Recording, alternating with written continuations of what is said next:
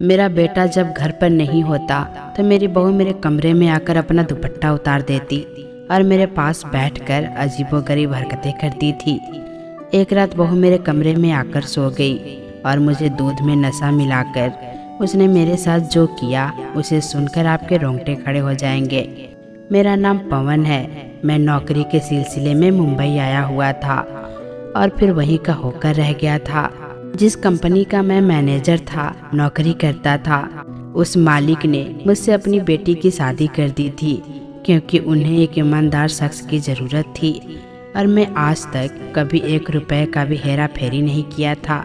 इसीलिए उन्हें अपनी बेटी के लिए मैं पसंद आ गया। शादी के शुरू में तो मैं कभी कभी अपने गांव भी जाता था, लेकिन जब मेरा बेटा पैदा हुआ और बड़ा होने लगा तो फिर मेरा आना जाना कम ही होता गया। मेरी बीबी बस एक बार ही मेरे साथ गांव गई थी, तब उसे मेरे गांव का माहौल पसंद नहीं आया था। उसके बाद वो कभी नहीं गई, लेकिन मैं कभी कभी चला जाता था। मेरी बीबी अनु ने मुझे कभी भी जाने से रोका नहीं था और ना ही कभी मना किया था। लेकिन मेरे बेटे सुमित की पैदाइश के बाद मेरे ससुर का देहांत हो गया। तब कंपनी की सारी भाग दौड़ मेरे ऊपर आ गई क्योंकि अनु इकलौती बेटी थी। उसके बाद मैं गांव जा ही नहीं पाया। बस मैं अपने माँ बाप के निधन पर गया था। कंपनी को संभालते संभालते कब मेरी उम्र 45-50 तक पहुंच गई पता ही नहीं चला। मेरा बेटा सुमित अब 26 साल का हो चुका था। मेरी बीबी ने उसके लिए अपनी दोस्त की बेटी को पसंद किया था और वो अपने हाथों से वो मंगनी की रस्म करके आई थी। लेकिन घर आते ही उसकी तबीयत बिगड़ने लगी। उसे घबराहट शुरू हो गई थी। मैं और सुमित उसे फौरन अस्पताल ले गए, लेकिन मेरी अनु को हार्ट अटैक हुआ था जिससे वो सह नहीं पाई और इस उम्र के हिस्से में मुझे अकेला छोड़कर चली गई, जिस उम्र में मुझे उसके साथ की सबसे ज़्यादा ज़रूरत थी। शादी के बाद बच्चा हो जाने पर जब इंसान माँ बाप बन जाते हैं तो फिर औलाद के लिए ही जीते हैं और एक मर्द औलाद की ज़रूरत और ख्वाहिशों को पूरा करने के लिए ऐसी चक्की में पिसता चला जाता है कि बीबी की बहुत से ख्वाहिश और जज्बात को नज़रअंदाज कर जाता है। हर कोई सोचता तो यही है कि जो वक्त अभी नहीं दे पाया वो तब दे देगा जब बेटा कमाने लगेगा। 4 महीने में ही बहू भी घर आ जाती तो फिर हम पति पत्नी का साथ बहुत अच्छे तरीके से गुजरता। लेकिन अब वो जा चुकी थी। अनु की मौत ने हमें कहीं का नहीं छोड़ा था। सुमित का रो रो कर बुरा हाल हुआ था। ऐसे वक्त में अगर मैं भी हिम्मत हार जाता तो सुमित को कौन संभालता। मैं अनु के लिए रात के अंधेरे में ही आंसू बहा लिया करता था, लेकिन दिन पर दिन मैं बेटे के सामने कमज़ोर पड़ता गया और 1 महीने के अंदर ही बेटे का शादी कर दिया था। अनु के बाद हम बाप बेटे को संभालने वाला और कोई नहीं था। मैं बीमार रहने लगा था। घर को संभालना बहुत मुश्किल हो गया था, लेकिन मेरी बहू घर संभालने में बहुत ही अच्छी साबित हुई थी। उसने ना सिर्फ घर को संभाला था बल्कि मेरे बेटे को भी जिंदगी की तरफ ले आई थी। वरना अपनी माँ के याद में वो हर वक्त उदास रहता था और साथ ही साथ वो मेरा भी बहुत ख्याल रखती थी। मुझे वो बेटी की तरह से प्यारी थी। चंद महीने में ही वो घर की हर चीज़ को संभाल चुकी थी। उम्र के जिस हिस्से में मैं था अब मैं बीमार रहने लगा था। फिर अपनी पत्नी का गम कोई छोटी बात तो नहीं थी। मेरी बहू मेरे खाने पीने का बहुत ख्याल रखती थी, मुझे वक्त पर नाश्ता देती थी। अनु के जाने के बाद मुझे बगैर दवा की नींद नहीं आती थी, इसीलिए मैं दवा खाकर सो जाता था। शाम को जब मैं उठा तो मेरी बहू मेरे लिए फल काट कर ले आई और कहने लगी, पापा जी आपको अपनी जरा भी परवाह नहीं है, आप बहुत कमज़ोर होते जा रहे हैं। वो मुझे फल काट कर देने लगी, साथ साथ मुझसे इधर उधर की बातें भी कर रही थी। मुझे अपना घर जन्नत जैसा लगने लगा था, लेकिन यह सिलसिला बस कुछ महीने का ही था। एक बार हमारे घर मेरी बहू की दोस्त उससे मिलने आई। शक्ल से काफ़ी तेज तरार से लग रही थी।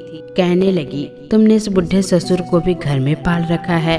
अरे तुम तो अपनी शादी के शुरू दिन में भी एंजॉय नहीं कर सकी।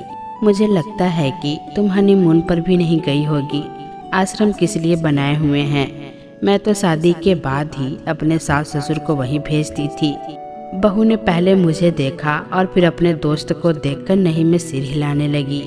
मैं उस वक्त अपने कमरे से बाहर आ रहा था। उसकी दोस्त की बात सुनकर मुझे गुस्सा आने लगा। मैंने कहा, ऐ लड़की, तुम क्या मेरी बहू को गलत बातें सिखा रही हो? चलो निकलो यहाँ से, मैंने गुस्से से कहा था। मेरी बहू मुझे देखकर बौखला सी गई, लेकिन बहुत जल्द संभल गई और कुछ भी नहीं बोली।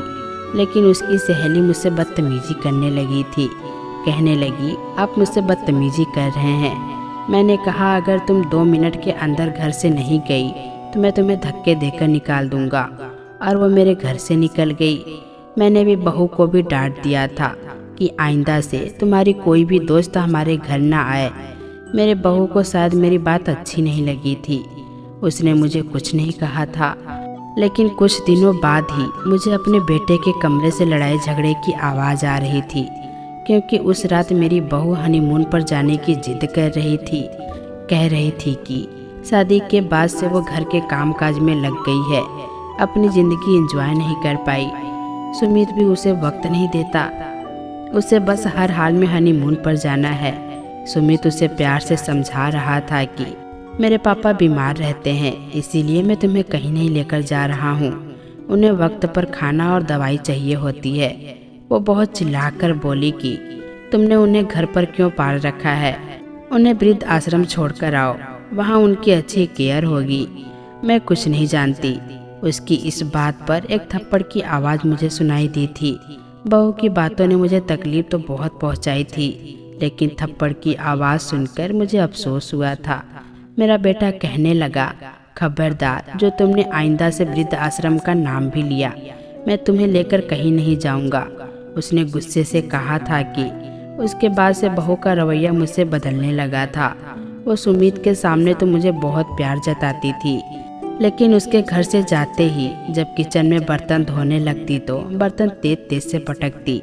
मैं इस वक्त टीवी देख रहा होता था और किचन लॉन्ज में ही था, इसीलिए बर्तनों की शोर से मुझे अंदाजा होने लगता कि वो गुस्से में बर्तन साफ कर रही है। बर्तन धोते हुए कहने लगी, मुझे तो कोई इंसान ही नहीं समझता। मुझे तो लगता है कि इस घर में बहू नहीं, एक नौकरानी की ज़रूरत थी। इस वक्त मेरे और बहू के अलावा घर पर कोई नहीं था। कोई मतलब वो यह सब मुझे ही सुना रही थी। मैंने सोचा कि अपने बर्तन में खुद ही धो लिया करूँगा। मैं टीवी बंद कर दिया और किचन में चला आया। मैंने कहा, बेटी, तुम पूरा दिन काम करके थक जाती हो, तुम यह बर्तन छोड़ दो, मैं धो देता हूँ। मेरी बात सुनकर उसने फौरन से बर्तन छोड़ दिया और उसी गुस्से से अपने कमरे में चली गई। और मैं उसके इस तरह के रवैये को समझ तो नहीं पाया था, लेकिन मैं बर्तन धोने लगा तो मुझे अनु की याद आने लगी। वो कैसे चुपचाप घर के सारे काम किया करती थी, कभी शिकायत तक नहीं की थी। मैंने सारे बर्तन धो दिए और फिर अपने कमरे में चला गया। बहू ने अब मुझे नाश्ता और दवाई देना छोड़ दिया था। कई कई घंटे में भूखा बैठा रहता। शुगर का मरीज था, इसीलिए मुझसे भूख बर्दाश्त नहीं होती थी। मैं अपने कमरे से बाहर आया तो वो मोबाइल पर किसी से फ़ोन पर बातों में बिजी थी। मैं किचन में गया तो खाना भी नहीं रखा था। मुझे उस वक्त बहुत तेज़ से भूख लगी थी। दोपहर से शाम हो चुकी थी, इसीलिए मैंने सोचा कि अंडे का ऑमलेट ही बनाकर खा लूं। शायद मेरा शुगर भूख के मारे हाई हो रहा था, इसीलिए मेरे हाथ पैर कांप रहे थे। जैसे ही मैं फ्रिज से अंडा निकाला, मुझसे कुछ भी बर्दाश्त नहीं हुआ और मैं गिरकर बेहोश हो गया। जब होश आया तो मैं अस्पताल में था। मेरा बेटा बेहद परेशान था। कहने लगा, पापा, आपको क्या हुआ है? मैं इस वक्त बहुत कमजोरी महसूस कर रहा था, इसीलिए सारी बातें बता दी। लेकिन मुझे अंदाज़ा नहीं था कि मेरी यह बात मुझे यह दिन भी दिखा सकती है। उस वक्त मेरे बेटे को बहुत गुस्सा आया था। वह भी काम से लौटा ही था कि मुझे किचन में बेहोश देखकर घबरा गया था। उस वक्त बहू मेरे मुंह पर पानी के छींटे फेंक रही थी। सुमित मुझे उठाकर अस्पताल ले गया था। वक्त पर ट्रीटमेंट मिलने पर मुझे होश आया था। जब मैं घर वापस आया तो बहू बेचैनी से मेरी खैरियत पूछने लगी। सुमित उसे गुस्से से देखा और कहने लगा, तुम्हें अगर मेरे बाप की इतनी ही परवाह होती तो उन्हें वक्त पर खाना खाने को देती। इस घर में तुम्हारी जिम्मेदारी ही कितनी है। मैंने घर की साफ सफाई के लिए नौकरानी रखी है, बस तुम्हें किचन का ही तो काम करना होता है और ये भी तुमसे नहीं होता है। मेरे बाप से बर्तन धुलवाती हो। मैंने बेटे को चुप रहने को कहा था, लेकिन यह नहीं मालूम था कि बस यूं बहू पर बरस पड़ेगा। बहू उस वक्त चुप रही, लेकिन उसके बाद तो उसने जो कुछ मेरे साथ किया शायद ही किसी बहू ने ससुर के साथ किया होगा। बहू ने सुमित के सामने तो मुझसे माफ़ी मांग ली थी। मैंने भी इस बात को ज़्यादातर अपने ऊपर नहीं लिया था, मगर उसका रवैया मुझ पर फिर वैसे ही हो गया था, बल्कि कुछ ज़्यादा ही खराब हो गया था। एक बार वो मेरे कमरे में ही खाना ले आई। खाना मेरे सामने रखकर अपना दुपट्टा उतारकर मेरे ड्रेसिंग टेबल के सामने रखी चीज़ उठाकर सफाई करने लगी। मैंने अपनी नज़र झुका ली, यही सोच कि बच्ची है, शायद गर्मी की वजह से ऐसा कर गई होगी। मैंने नज़र झुका कर ही नाश्ता किया था और इंतज़ार करने लगा कि कब बहू मेरे कमरे से बाहर निकले, लेकिन वो मेरे कमरे में बेफुजिला से काम करने लगी। कभी दरार को खोलकर अलग अलग चीज़ें निकाल करके दराज ठीक करने लगती, तो कभी अलमारी के सामने रखी चीज़ों को साफ करने लगती। मैं उसकी तरफ देखे बिना कहा, बेटा तुम किचन का काम संभालो, यह सब काम तो नौकरानी भी कर सकती है। मेरी बात सुनकर वो मेरे पास आकर बैठ गई। मैं उसके इतने करीब बैठने पर परेशान सा हो गया था। मेरा हाथ पकड़कर मुझसे कहने लगी, मैं अपने पिछले रवैये की वजह से बहुत शर्मिंदा हूँ, आप मुझे माफ़ कर दो। वो बड़ी शर्मिंदा सा महसूस कर रही थी।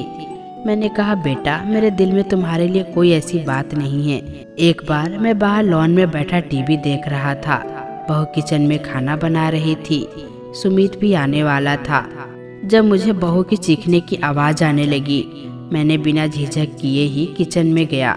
बहू के दुपट्टे पर आग लगी हुई थी, वो डर गई थी। जब मैं किचन में पहुंचा तो यह देखकर मैं खुद ही होश खो बैठा। मैं उसके गले से दुपट्टा उतारकर दूर फेंक दिया, क्योंकि इस पर आग लगी हुई थी। वो शायद बेहद घबराई हुई थी, इसीलिए मेरे गले लग गई। मैंने उसे बेटी की तरह गले लगाया था और तसल्ली दे रहा था। जब अचानक सुमित घर में दाखिल हुआ तो हमें इस तरह देखकर एकदम चौंक सा गया था। बहू रो रही थी। सुमित को देखकर भागकर उसके गले जाकर रोने लगी। वो उसे रोने की वजह पूछने लगा, लेकिन शायद वो बहुत घबराई हुई थी, इसीलिए उसके मुंह से अल्फाज नहीं निकल रहे थे। मैंने कहा, किचन में काम कर रही थी, उसके दुपट्टे को आग लग गई थी, इसीलिए वो घबरा गई है और रोए जा रही है। मेरी बहू कहने लगी, सुमित जो पापा जी कह रहे हैं बस वही सच है, आप उन्हीं की बात का भरोसा करो। न जाने क्यों मुझे बहू का अंदाज कुछ अजीब सा लग रहा था। सुमित ने बहू से कहा कि तुम परेशान ना हो, मैं बाजार से खाना ले आऊँगा। उसके बाद न जाने क्यों लेकिन मैं दिन पर दिन कमज़ोर होने लगा था, बीमार रहने लगा था। जैसे दोपहर के खाने के बाद दवा खाता, उसके बाद मैं लॉन्च में भी नहीं बैठ पाता था, ज़्यादातर अपने कमरे में ही रहने लगा था। यहाँ तक कि कभी कभी तो सुमित के आने के बाद भी मुझे खबर नहीं होती थी। अक्सर जब दोपहर के बाद मैं सोता तो मेरी आँख रात को ही खुलती थी। तब बहू और सुमित खाना खाकर सो चुके होते थे। मैं उठता तो दोनों ही अपने कमरे में जा चुके होते थे। मैं खाना खुद ही गर्म कर लेता और खा लेता था और दवा खाकर सो भी जाता था। एक बार सुमित को काम के सिलसिले में दूसरे शहर जाना पड़ा था। वो 2-3 दिन के लिए गया था। एक रात मैं गहरी नींद में सोया था, मेरा दरवाज़ा बुरी तरह से बजने लगा। मैंने दरवाज़ा खोला तो सामने मेरी बहू बिना दुपट्टा लिए घबराई हुई खड़ी थी। कहने लगी, मुझे अकेले डर लग रहा है, मैं आपके कमरे में सो जाऊं। बहू को अपने कमरे में सुलाना मुझे सही नहीं लग रहा था। मैंने कहा, बेटा यह गलत है, तुम्हें घबराने और डरने की कोई ज़रूरत नहीं है, मैं घर पर ही हूँ। वो कहने लगी, आप शायद मुझे अपनी बेटी नहीं समझते, हालांकि मैं अपने रवैये की आपसे माफ़ी भी मांग चुकी हूँ, लेकिन मुझे लगता है आपने मुझे दिल से माफ़ नहीं किया। मैं आपको कैसे यकीन दिलाऊं कि मैं आपको अपने सगे बाप जैसा ही समझती हूँ। मैंने कहा, मैंने तुम्हें दिल से माफ़ किया है, लेकिन मैं यह नहीं समझ पा रहा था कि उसे इनकार कैसे करूं। वो रोने लगी और कहने लगी, अगर मैं आपकी सगी बेटी होती तो क्या आप मुझे अपने कमरे में सोने से इनकार कर देते? आप मुझे अपनी सगी बेटी नहीं समझते। मैंने कहा, ऐसा कुछ नहीं है, तुम आ जाओ। और वो अंदर आ गई और सोफे पर जाकर लेट गई। मैं अपनी बेड पर लेटकर सो गया था। फिर मेरी आँख कमरे की तेज दस्तक पर खुली थी। मैं उठकर बैठ गया और बहू भी उठ गई थी। उसने सोफे से उठकर दरवाज़ा खोला था। सामने सुमित को देखकर वो उसके गले लगकर रोने लगी। कहने लगी, तुम क्यों मुझे अकेला छोड़कर जाते हो। बहू की बात पर सुमित ने मुझे अजीब नज़रों से देखा था कि मैं बस घबरा सा गया था। मैं अपनी बात की सफाई देने लगा। मैंने कहा, बेटा तुम इसी शहर में रहा करो, बहू रात को डर जाती है। तुम तो जानते हो कि मुझे अकेले सोने की आदत है, मैं इसे अपने कमरे में नहीं सुला सकता। मेरी बात पर वो कहने लगा कि फिर आज क्यों सुलाया है। उसकी बात की लहजे से मुझे कुछ अजीब सा लगा था। मैंने कहा कि वो खुद डरी हुई थी, रो रही थी, इसीलिए मैंने उसे कहा कि आ जाओ सोफे पर लेट जाओ। मेरी बात पर बहू ने हैरानी से मुझे देखा और कहने लगी, जी मैं सोफे पर। यह कहकर बहू खुद ही सुमित से कहने लगी, यह ठीक कह रहे हैं, उन्होंने मुझे कमरे में नहीं बुलाया था। यह कहकर वो न जाने क्यों खुश सोती हुई कमरे से बाहर निकल गई। सुमित ने कहा तो कुछ नहीं, लेकिन अब उसका रवैया मुझसे उखड़ा उखड़ा सा रहने लगा था। वो काम से वापस लौट कर भी मुझसे बात नहीं करता था। खाना खाते ही अपने कमरे में चला जाता था। एक बार बहू की तबीयत खराब हो गई तो समीर उसे डॉक्टर के पास ले गया। जब वो वापस आया तो बहू रोते हुए अपने कमरे में चली गई। मुझे यहाँ देखकर सुमित ने मेरा कॉलर पकड़ लिया और कहने लगा, पापा आपको शर्म नहीं आई मेरी बीबी के साथ ऐसा घिनौना खेल खेलते हुए। वो आपको अपना बाप समझकर सेवा कर रही थी और आपने उसी की इज्जत पर हाथ डाल दिया। सुमित बहुत गुस्से में मुझे झिंझोड़ कर कह रहा था। मैंने कहा, मेरा कॉलर छोड़ो, तुम होश में तो हो, क्या कह रहे हो। बहू मेरी बेटी है, मैं उसे अपनी बेटी की तरह समझता हूँ और तुम अपने बाप पर ऐसा घटिया इल्जाम लगा रहे हो। वो कहने लगा, आप अपनी हरकतों पर गौर करो। मैं खुद कई बार अपनी पत्नी को रोते हुए आपके कमरे से बाहर निकलते देखा है। जब भी मैं काम से घर वापस आता हूँ मेरी बीबी आपके कमरे में होती है और मेरे घर आने के बाद बिना दुपट्टे की रोती हुई आपके कमरे से निकलती है। आप क्या करते हैं मेरी बीबी के साथ, आप इसे धमकियाँ देते हैं कि अगर उसने मुझे कुछ कहा तो आप इसे मुझसे तलाक दिलवा देंगे, क्योंकि मैं आपका बेटा हूँ। इसीलिए जो आप कहेंगे मैं बिना सोचे समझे वही करूँगा। सुमित मुझ पर चिल्ला चिल्ला कर कह रहा था। मुझे तो अपने कानों पर यकीन करना मुश्किल था। वो लड़की मेरे साथ खेल गई थी और मुझे दोपहर के खाने के बाद नींद की दवा देती थी। जब मैं सो जाता तो सुमित के आने से पहले जानबूझकर मेरे कमरे में बिना दुपट्टे के बाहर निकल जाती थी ताकि उसे शक में डाल सके। मैंने कहा, वो झूठ बोल रही है, मुझे तो किसी बात का अंदाज़ा नहीं था क्योंकि मैं नींद की दवा खाकर सो रहा होता था। वो कहने लगा, पापा आप बस भी कर दो, कभी आप जानबूझकर अपने करीब करने के लिए उसके दुपट्टे को जला देते हो तो कभी कोई बहाना मेरे सामने पेश करते हो। मैं अंधा नहीं हूँ, आप होश में होते हैं, चंद दिन पहले भी होश में ही थे। आप जानते हैं आपने मेरे साथ क्या किया है, आपने मुझे जीते जी मार डाला है। यह कहकर वो रोने लगा, कहने लगा कि मेरी बीबी प्रेग्नेंट है और आपके बच्चे की माँ बनने वाली है। यह लफ्ज मेरे मुंह पर जन्नत का बहुत बड़ा तमाचा था। मेरा दिल किया कि जमीन फटे और मैं उसमें समा जाऊं। मैं कांपते हाथों से सुमित के मुंह पर थप्पड़ मार दिया। मैंने कहा, बदतमीज, इतना बड़ा इल्जाम लगाते हुए तुझे शर्म नहीं आती, वो तुम्हारी बीबी है। वो कहने लगा, पापा मेरी रिपोर्ट यही कहती है कि मैं कभी बाप नहीं बन सकता, मैं बाप बनने के लायक नहीं हूँ, तो मेरी बीबी प्रेग्नेंट कैसे हो सकती है। आप ही घर में होते हैं, मुझे जवाब दो। मैं क्या सोच सकता हूँ, कैसे इस बात पर यकीन कर लूँ कि आप सच्चे हैं। मैं इसे कोई जवाब नहीं दिया और चुपचाप अपने कमरे में आ गया और रोते हुए कांपते हाथों से अपने कपड़े एक बैग में डाले और बैग समेटकर अपने आंसू साफ करते हुए घर से बाहर निकल गया। सुमित ने मुझे एक बार भी नहीं रोका था। मैं वृद्ध आश्रम में चला गया क्योंकि मैं जान चुका था कि सारा खेल मुझे घर से निकालने के लिए ही रचा गया था। मेरे जैसे और भी बहुत से बूढ़े माँ बाप वहाँ अपने बच्चों के गलत रवैयों की वजह से आकर रह रहे थे। मुझे याद आने लगा कि शायद यह मेरा ही कोई बड़ा काम होगा। मेरी बीबी अनु से शादी के बाद मैं अभी गांव का रुख नहीं किया था। मेरे माँ बाप बूढ़े हो गए थे। बार बार मुझसे कहते थे कि पवन बेटा आकर अपनी शक्ल ही दिखा जाया करो, हमारी जिंदगी का कोई भरोसा नहीं है, क्या मरने से पहले भी तुम्हारी शक्ल देखने को नहीं मिलेगा। लेकिन इस वक्त मुझे अपने बेटे समीर की फिक्र लगी थी। मुझे उसकी अच्छी परवरिश दिलाने के लिए दिन रात मेहनत करनी पड़ती थी। मेरे बाप ने मुझे रोते हुए फोन किया था, अपने पास बुलाते थे, लेकिन मैं टालता रहता था। मुझे तो बस सुमित की फिक्र थी कि जिसने आज मेरे बारे में एक पल भी नहीं सोचा था। शायद यह मेरा अतीत का किया हुआ गुनाह था। उस वक्त मैं अपने माँ बाप की सेवा नहीं किया था जब उन्हें मेरी जरूरत थी, इसीलिए मेरी औलाद मुझे कैसे पूछ सकता था। मैं फूट फूट कर रोते हुए अपने ऊपर वाले से माफ़ी मांगने लगा। अब मेरा सारा वक्त ऊपर वाले को याद करने में गुजर जाता था। 5 महीने गुजरे तो एक दिन सुमित मुझे लेने आ गया।